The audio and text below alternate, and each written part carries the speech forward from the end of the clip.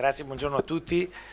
Un saluto ovviamente agli organizzatori di questo importante convegno, ai colleghi Tiozzo e Pipitone che vedo qui presenti. È un onore per me portare il saluto della Giunta regionale. So che ha parlato prima l'assessore Coletto e altri rappresentanti istituzionali, pertanto cercherò di fare alcune considerazioni che interessino direttamente il mondo della cooperazione sociale e di essere anche abbastanza coinciso e concreto rispetto ad alcune considerazioni che vorrei condividere con voi.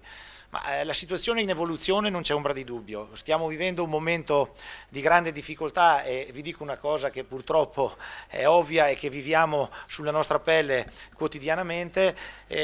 Oggi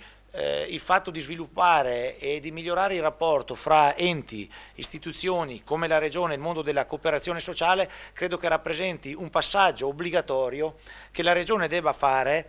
ovviamente implementando e lavorando anche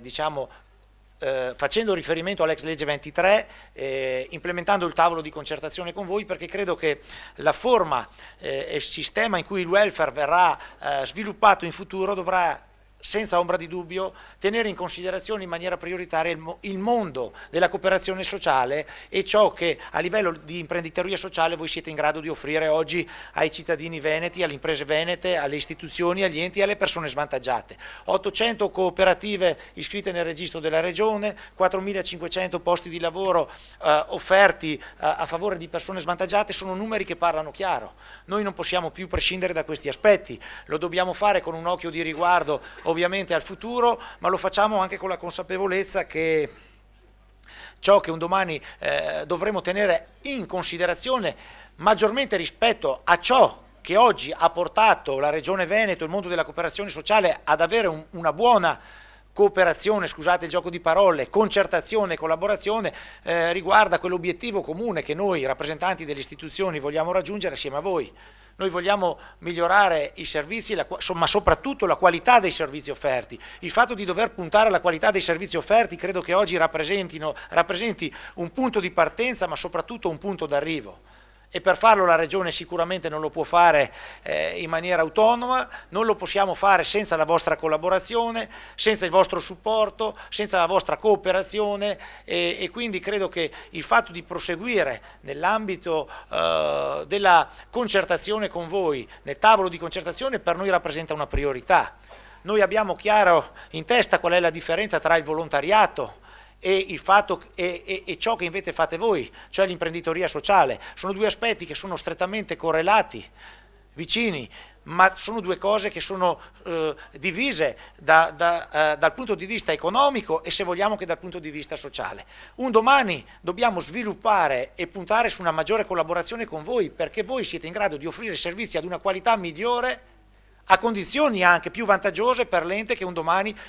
deve finanziare i progetti che voi poi alla fine riuscite a concretizzare sul territorio a favore delle persone svantaggiate, di quelle fasce della popolazione più deboli. Fasce di popolazione più debole che purtroppo, vista la situazione che stiamo vivendo, sono destinate ad aumentare, e persone svantaggiate che oggi cerchiamo di coinvolgere e garantire loro anche un reddito minimo e un qualcosa che comunque poi dia loro l'opportunità di vivere in maniera più dignitosa, ma anche di sentirsi coinvolte. E questa è la prima considerazione. L'altro aspetto su cui vorrei porre l'accento oggi è il ragionamento che noi dobbiamo fare per arrivare ad ottenere quei servizi di qualità di cui tanto noi parliamo e che sono necessari al mondo che voi rappresentate, ma che sono necessari anche a noi come rappresentanti istituzionali e rappresentanti della Regione. L'assegnazione degli appalti oggi avviene attraverso una normativa che spesso e volentieri è quella normativa che fa riferimento al massimo ribasso. È una situazione che purtroppo ci mette in difficoltà. Noi dobbiamo avere l'umiltà di tenere in considerazione che ci sono delle regioni che su alcuni aspetti possono aver lavorato meglio di noi in passato. Dobbiamo avere l'umiltà e la capacità di prendere ciò che in alcuni ambiti è stato fatto prima e meglio rispetto a quella che è la legge e quelle sono le norme vigenti in Veneto. Il fatto di puntare all'ottenimento di servizi di una qualità migliore oggi ci mette nelle condizioni di sapere che se gli appalti che noi assegniamo a favore della cooperazione sociale avvengono solo con la formula del massimo ribasso, questo avviene spesso e volentieri, anzi viene spesso e purtroppo non spesso e volentieri a scapito della qualità dei servizi offerti. Quindi la necessità di integrare anche un domani le assegnazioni degli appalti, come mi viene così, pensando alla delibera che ha fatto la Regione Marche, è una delibera che io ho letto e che dà dei parametri minimi per l'assegnazione e per lo svolgimento di determinati servizi, ma anche l'integrazione tra ciò che è la qualità dei servizi offerti e il prezzo sono due parametri che devono essere tenuti in stretta correlazione. Sarà nostra premura, nostro compito e nostra volontà tenere in considerazione questi aspetti, modificare la normativa esistente e venire incontro non alle esigenze che avete voi direttamente legate al vostro mondo e alla classe dell'imprenditoria che oggi rappresentate nell'ambito del sociale. Perché quello che noi vorremmo fare è modificare questa normativa e farlo a favore di coloro che un domani risulteranno essere i beneficiari finali del servizio che voi offrite. E questi sono gli obiettivi. Io credo che non manchi molto alla fine della legislatura. Spero di riuscire a continuare nel rapporto di collaborazione con voi, con i vostri rappresentanti regionali e provinciali, perché credo che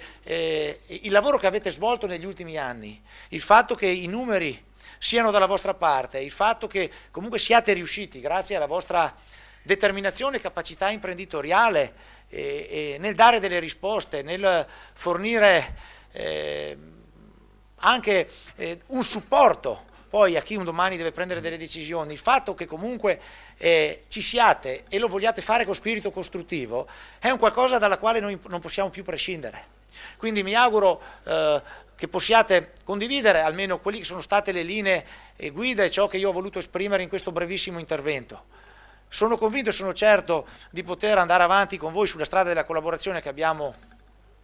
instaurato da quando mi sono insediato come assessore ai servizi sociali della Regione Veneto.